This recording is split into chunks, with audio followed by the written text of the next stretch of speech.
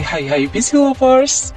Pernahkah kalian bayangin infrastruktur jalan tol melintasi laut bisa terbangun tegak karena ada jasa bambu di dalamnya?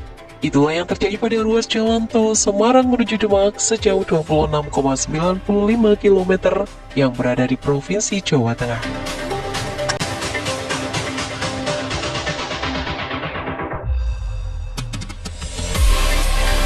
Jalan tol di atas laut terpanjang di Indonesia itu terbagi ke dalam dua seksi pengerjaan lewat dua skema kerjasama pemerintah dengan badan usaha. Selain melayang di atas laut, tol Semarang-Demak dilengkapi rest area, kolam retensi, dan rumah pompa.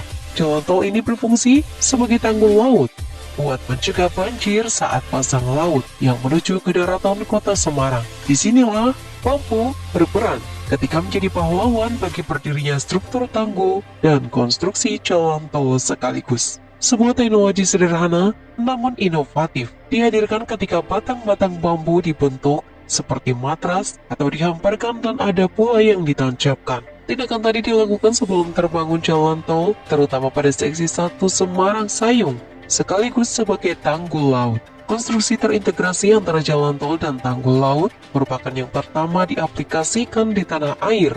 Bagaimana cara kerjanya?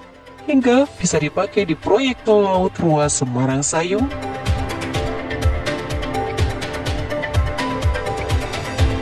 Sebanyak 7 batang bambu diikat menjadi satu, kemudian ditancapkan. Jarak setiap bambu yang diikat itu sekitar 1 meter dan melebar hingga 150 meter.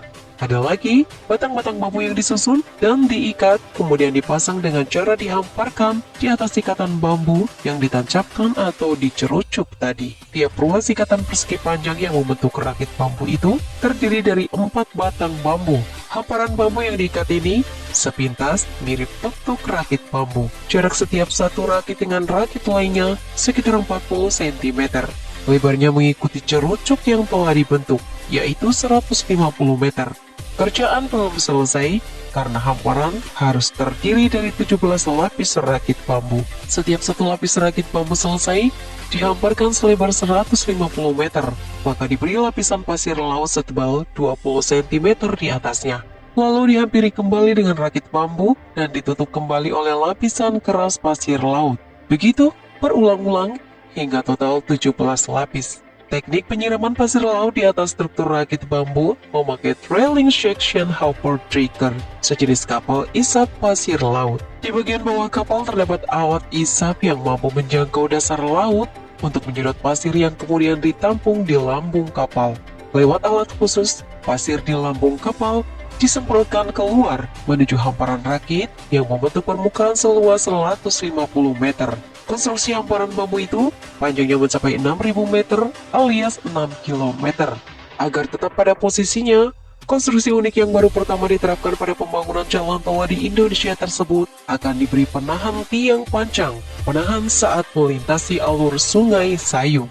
Ini berfungsi untuk menahan supaya konstruksi bambu tidak longsor ke sungai. Untuk menciptakan megastruktur seperti itu, hanya diperlukan batang-batang bambu sepanjang 10 meter dengan diameter minimal 10 cm, atau kira-kira sudah berumur 3 tahun. Untuk menciptakan megastruktur seperti itu, tak perlu jenis tertentu, karena semua jenis tanaman bambu bisa dilibatkan. Dan jangan lupa, butuh sedikitnya 10 juta batang bambu untuk menciptakan daratan baru untuk jalan tol sekaligus tanggul laut. Ini jauh lebih hematnya dibandingkan harus menguruknya. Selain butuh ratusan juta kubik tanah dan jutaan kali truk ulang-alik mengangkutnya serta rawan amblas, tentu saja dari segi biaya bisa lebih ditekan. Dan tak perlu bersusah payah mencari bambu sebanyak itu, karena Indonesia adalah negara dengan keragaman yang tinggi untuk jenis tanaman bambu. Dari 1439 jenis yang ada di Indonesia, sebanyak 162 jenis diantaranya tumbuh di Indonesia. Bambu sangat dekat dengan kehidupan masyarakat di tanah air, sebab mudah ditemukan dan bisa tumbuh di berbagai jenis lahan pada ketinggian hingga 500 meter dari permukaan laut. Bila nantinya telah terbentuk fisik bangunannya, jalan tol selebar 50 meter dari total lebar 150 meter akan tampak seperti sebuah segitiga yang terpotong di atasnya. Sebagai sebuah tanggul laut, diharapkan dapat efektif mengamankan Semarang dari Rob Saban Laut Pasang. Ini juga akan membuat lahan di selatan jalan tol bisa kembali produktif.